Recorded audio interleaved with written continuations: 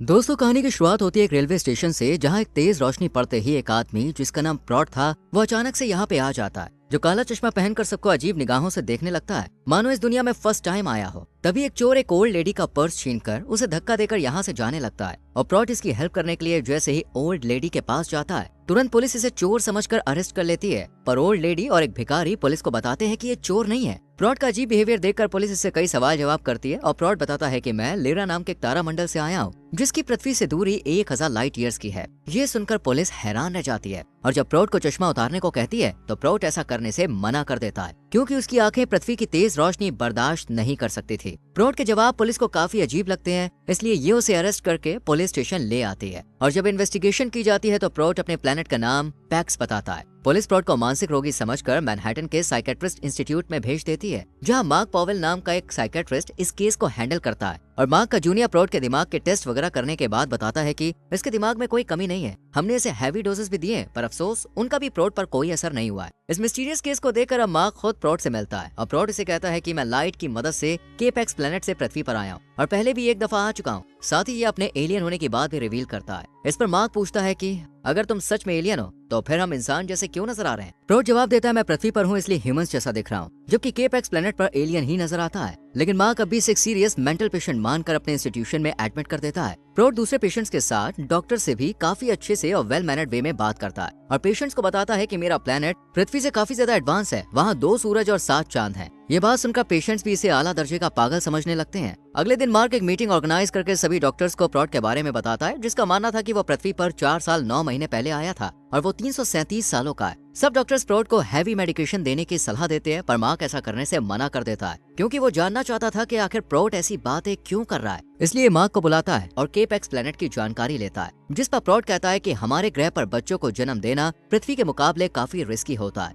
इसमें जान जाने का खतरा भी बना रहता है। प्रॉट जिस अंदाज में केपेक्स प्लेनेट के बारे में बताता है, मार्क को भी लगने लगता है कि ये सच बोल रहा है। सेशन में भी प्रॉट ऐसी कोई हरकत नहीं करता है जो उसे पागल करार दिला सके। ये सब पेशेंट से अच्छे से बात करता है और फिर एक शांत लेडी के पास जाता है, जिसने आज तक किसी से भी बात नहीं की थी और ये सब एक फायर इंसिडेंट के बाद से इसके दिमाग में डेवलप हुआ था। यहीं पर एक और लेडी थी जो सच सवर कर सिर्फ अपने रूम में ही रहती थी, जो किसी को भी रूम में आने की परमिशन नहीं देती थी। प्रॉट रूम के बाहर जाकर इससे पूछता है कि तुम किसका और कब से वेट कर रही हो। इस पर यह लेडी कहती है कि मैं 11 सालों से किसी का इंतजार कर रही हूँ। प्रॉट की बातों से ये लेडी भी इसके साथ काफी घुल मिल जाती है। इधर मार्क को जानकारी मिलती है कि प्रॉट की बॉडी में ऐसा मैकेनिज्म है जिससे वो सूरज की अल्ट्रा वायलेट किरणों को डिटेक्ट कर सकता है, लेकिन सूरज की रोशनी को बर्दाश्त कर पाना उसके लिए इम्पॉसिबल है, इसलिए वो काला चश्मा पहन कर रखता है। अब फिर से मार्क प्रॉट के साथ सेशन रखता है और कमरे की लाइट को डिम कर देता है, जिससे प्रॉट पहली बार चश्मा उतारकर मार्क से बात करते हुए बताता है कि हमारे प्लेनेट पर शादी जैसा कॉन्सेप्ट नहीं है, वहाँ सिर्फ बच्चे पैदा करने का रिवाज है और फिर उस बच्चे को हम सब मिलकर पालते हैं। ना तो केपेक्स प्लेनेट पर सरकार थी और ना ही रूल्स एंड रेगुलेशंस। ये सुनकर मार्क बहुत ही हैरानी से पूछता है कि अगर कोई क्राइम कर दे तो फिर उसे कौन सजा देगा और कैसे देगा। इस पर प्रॉट बताता है कि हमारे ग्रह पर सबको अच्छे बुरे की समझ है, इसलिए कोई भी लिमिट क्रॉस करके गलत काम नहीं करता है। प्रॉट आगे कहता है कि हमारा ग्रह तुम्हारी पृथ्वी जैसा बिल्कुल नहीं है, जहाँ लोग झूठ बोलते हैं और जिस क्राइम को कंट्रोल करने के लिए गवर्नमेंट बनाई गई है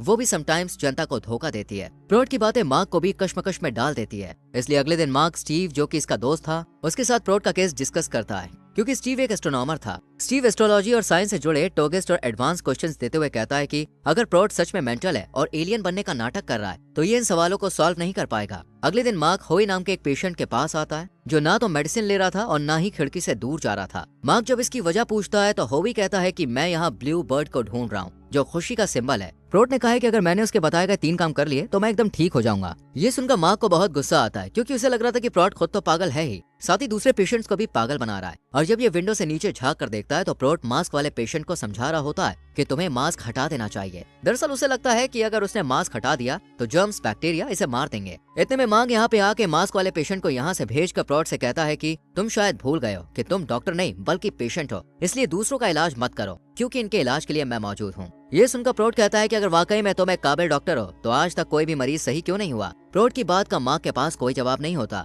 और ये प्रॉट की एलियन वाली गलतफहमी दूर करने के लिए उससे स्टीव के दिए गए सवाल पूछने लगता है। प्रॉट इन सभी सवालों का जवाब बहुत ही शानदार तरीके से देता है और जब मार्क ये जवाब स्टीव को बताता है तो वो भी दंग रह जाता है, क्योंकि ये एकदम सही थे। स्टीव हैरानी से मार्क को बताता है कि इन सवालों के जवाब इस दुनिया में सिर्फ 3 से 4 ही लोग दे सकते हैं। हमें प्रॉट जैसे ब्रिलियंट इंसान के साथ एक मीटिंग रखनी चाहिए ताकि हम कुछ अहम जानकारी जान सके। स्टीव की बात से मार्क को भी यकीन हो जाता है कि प्रॉट में कुछ तो खास बात है जो उसे इंसानों से अलग बनाती है, इसलिए कुछ साइकेट्रिस्ट प्रॉट प्रोट के साथ एक मीटिंग रखते हैं और जब प्रोट से लाइट ट्रेवल के बारे में पूछते हैं, जिस पर प्रोट कहता है कि तुम इंसान अभी इतने एडवांस नहीं बने कि तुम लाइट ट्रेवल को समझ सको। ये सुनकर अब सब लोग उससे केप एक्स प्लैनेट के बारे में सवाल करते हैं और प्रोट कुछ ही मिनट में अपने तारामंडल का एक चित्र तैयार कर देता है और साथ ही एक अनसॉल्व्ड इक्वेशन को भी सॉल्व करके दिखाता है, जिसे देखकर हर कोई दंग रह जाता है। और ये साइंटिस्ट डॉक्टर्स इससे पूछने लगते हैं कि तुम्हें ये सब कैसे पता। इस पर प्रोट कहता है कि जिस तरह आप लोग पृथ्वी की नॉलेज रखते हो, उसी तरह हमारे ग्रह पर भी सब केप एक्स के बारे में जानते हैं। माँ को अभी यही लगता है कि प्रोट के हाई आईक्यू लेवल की वजह से वो ये सब जान पाया है, ना कि वो कोई एलियन है। नेक्स्ट डे होवी विंडो से बाहर देख ही रहा होता है कि तभी इसे ब्लू बर्ड नजर आ जाती है, जिसे देखकर होवी की खुशी का ठिकाना नहीं रहता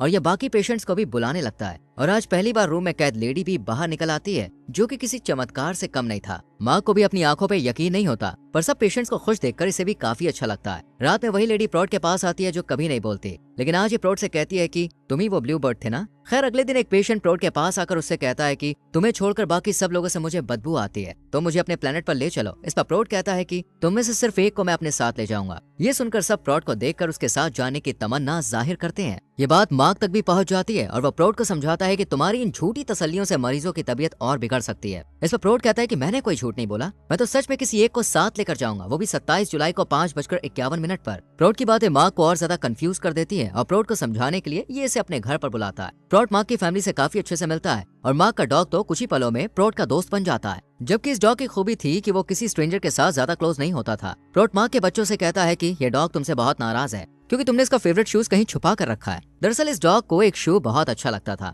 लेकिन मार्क के शरारती बच्चे उसे छुपा कर रखते थे, इसलिए बच्चे सच सुनकर हैरान रह जाते हैं और हमें समझ आता है कि प्रोट एनिमल्स की भाषा भी जानता है। इसके बाद प्रोट मार्क की बेटी को झूला झुलाने लगता है, पर तभी कोई पानी चालू कर देता है। पानी को देखकर प्रोट बहुत ज्यादा डर जाता है और बच्ची के ला कहने के बाद भी उसे नहीं छोड़ता। बच्ची को देखकर ये सब लोग यहाँ पे आ जाते हैं और जब पानी बंद करते हैं तो प्रोट थोड़ा नॉर्मल होता है, पर प्रोट के इस बिहेवियर से मार्क की वाइफ मार्क पर बहुत गुस्सा करती है। मार्क अपनी कोलीग से भी प्रोट के पानी के डर को डिस्कस करते हुए कहता है कि हो सकता है कि प्रोट के अतीत से कुछ ऐसी यादें पानी से जुड़ी हों जिनकी वजह से प्रोट आज तक पानी को देखकर नॉर्मल नहीं हो पाया है। मार्क आगे बताता है कि प्रोट 27 जुलाई को जाने वाला है, जिसका मतलब है कि वो उस दिन अपने आप को या फिर किसी और को नुकसान पहुंचा सकता है। प्रोट के जाने से पहले मार्क हिप्नोटाइज की मदद से उसके पास्ट के बारे में जानने का फैसला करता है, पर अफसोस प्रोट पूरे इंस्टीट्यूट में कहीं भी नहीं होता और पेशेंट्स बताते हैं कि वो कुछ खास इन्फो इकट्ठा करने के लिए ग्रीनलैंड और आइसलैंड गया है। मार्क को पेशेंट्स की बात पर यकीन नहीं होता और ये जगह जगह प्रोट को ढूंढने लगता है, पर कोई फायदा नहीं होता है और ठीक 3 दिन बाद प्रोट एक पेड़ पर बैठा हुआ नजर आता है। मार्क के पूछने पर प्रोट बताता है कि मैं लाइट ट्रेवल करके ग्रीनलैंड और आइसलैंड गया था ताकि वहाँ की इन्फॉर्मेशन इकट्ठा करके अपने प्लेनेट पर उसे सबमिट करा सकूं। अगले दिन मार्क प्रोट को हिप्नोटाइज करता है और प्रोट पास में झांकते हुए अपने एक दोस्त का जिक्र करता है और बताता है कि उसकी कुछ समय पहले ही शादी हुई थी और फिर उसकी बेटी हुई, लेकिन 4 साल पहले 27 जुलाई को कुछ ऐसा हुआ जिसके चलते उसके दोस्त ने अपनी जान देने की कोशिश की और उसे बचाने के लिए प्रोट धरती पर आया था। इतना बताने के बाद प्रोट होश में आ जाता है। अगले दिन मास्क वाला पेशेंट अपने मौत के डर को दूर कर मास्क उतार देता है और मार्क इसे ठीक देखकर बहुत शॉक्ड होता है। इसके बाद मार्क फिर से प्रोट को हिप्नोटाइज कर दोस्त के बारे में जानने की कोशिश करता है और उसे पता चलता है कि प्रोट के फ्रेंड ने पानी में डूबकर खुद को मारने की कोशिश की थी। इसके आगे प्रोट कुछ नहीं बताता और मार्क के जिद करने पर इस पर अटैक कर देता है और प्रोट को गार्ड्स आकर तुरंत यहाँ से ले जाते हैं। इसके बाद मार्क प्रोट के दोस्त के बारे में जैसे तैसे करके इन्फॉर्मेशन निकालता है और प्रोट की पॉकेट से गिरी पेंसिल पर लिखे गए वर्ड को फॉलो करते हुए उस लोकेशन पर आ जाता है जहां उसका दोस्त रहता था। पूछताछ करने पर पता चलता है कि दोस्त का नाम रॉबर्ट था। आगे की जानकारी हासिल करने के लिए मार्क यहाँ के पुलिस स्टेशन जाकर रॉबर्ट की डिटेल्स निकलवाता है और जानकारी मिलती है कि रॉबर्ट की वाइफ और बेटी को किसी ने मार दिया था और इसी गम में पहले रॉबर्ट ने उस किलर को मारा और फिर 27 जुलाई को रॉबर्ट ने अपनी जान देने की कोशिश की। इसके बाद पुलिस ऑफिसर के साथ मार्क रॉबर्ट के घर आता है जहाँ इसे एक झूला नजर आता है और फिर इसे वो मोमेंट याद आता है जब प्रोट मार्क की बेटी को झूला झुला रहा था। ये देखकर मार्क को लगने लगता है कि प्रोट ही रॉबर्ट है जो अपनी सच्चाई को कबूल नहीं कर पा रहा है। दरअसल प्रोट एक एलियन ही था जो रॉबर्ट की जान बचाने के लिए पृथ्वी पर आया और उसकी बॉडी में घुसकर उसे पॉसेस कर पानी से बाहर निकाल लाया और तब से रॉबर्ट की बॉडी में ही था जबकि रॉबर्ट कोमा में जा चुका था। जानकारी इकट्ठा करने के बाद मार्क वापस इंस्टीट्यूट आ जाता है जहां पार्टी हो रही थी। इसी बीच मार्क प्रोट के साथ एक सेशन रखता है क्योंकि कल यानी कि 27 जुलाई को प्रोट यहाँ से जाने वाला था, पर मार्क इसे कहता है कि तुम चाहो तो यहाँ पर हमेशा के लिए रह सकते हो, पर प्रोट मना कर देता है। इसके बाद मार्क प्रोट को रॉबर्ट की एक फोटो दिखाते हुए समझाता है कि तुम रॉबर्ट हो, लेकिन प्रोट कहता है कि मैं रॉबर्ट नहीं हूँ, पर मेरे जाने के बाद तुम रॉबर्ट का ध्यान रखना। अगले दिन प्रोट पर सीसीटीवी कैमरे से नजर रखी जाती है और एक अलग सी रोशनी आती है और सीसीटीवी कैमरे काम करना बंद कर देते हैं। ये देखकर मार्क प्रोट के रूम में भागा हुआ आता है और देखता है कि प्रोट या कहे तो रॉबर्ट की बॉडी जमीन पर पड़ी हुई है जो कोमा में है। पेशेंट्स उस लेडी के रूम में जब जाकर देखते हैं जो बोलती नहीं थी, तो तो वो वहाँ नहीं होती है, यानी कि प्रॉड उसे अपने साथ केप एक्स प्लेनेट पर ले गया था। इसके बाद मार्क रॉबर्ट का ध्यान रखता है और क्रिसमस पर अपने बेटे से भी मिलता है, जिसके बाद दोनों बाप बेटों के बीच सभी दरार खत्म हो जाती है।